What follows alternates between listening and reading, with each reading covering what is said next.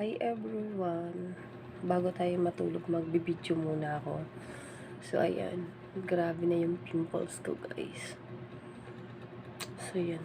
Stress na stress ako, hindi lang halata. Hindi halata talaga. So,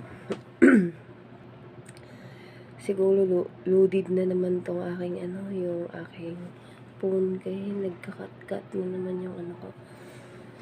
So, ayan guys, kakatapos ko lang talaga, pagod na pagod ako. Sa sobrang pagod ko guys, hindi ko na magawang kumain. Buong maghapon, kumain naman ako ng konti, nagpaluto ako sa kabila. Sa kasama ko, buti sinabayan ako ng kanin.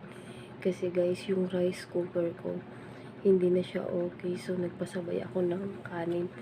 2:00 na ako nakakain ng kanin. Tapos, nakakalimutan ko na rin uminom ng tubig na naman. So, yun. Tapos, ngayon, matutulog ako. Tubig lang talaga ako. Wala na akong oras kumain, guys. Grabe na talaga to. So, ayun. Yung biskuit ko, hindi ko na rin naubos dahil may ginawa pa ako. 7:00 ko pa ako. Lagpas, mga 7:30.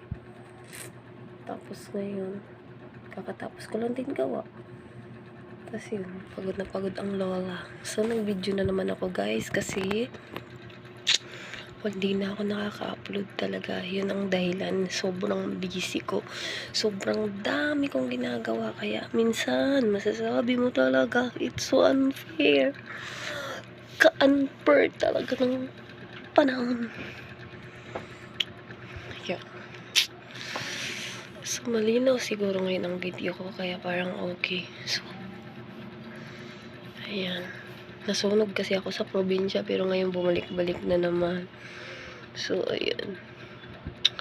Hanggang ngayon guys, hindi ako nakakapag-asawa. Sa dahilang gusto ko lang. Sa dahilang nakakatakot, baka makatagpo tayo ng lalaking sasakit lang ang ulo natin. Yun. Nakakatakot yun. So, mas maigi pang mag-solo ka na lang. Isa sumakit ang ulo mo. Ayoko nang ganon. Ayoko nang konsumisyon sa buhay ko. Sa totoo lang, yun talaga. May naging boyfriend naman ako dati, pero ayun, story time na tayo. Pero hindi ko rin gustong mahilig sa barkada, ganyan. Tapos hindi pa mature mag-isip, ayoko nun. So, yan lang naman guys.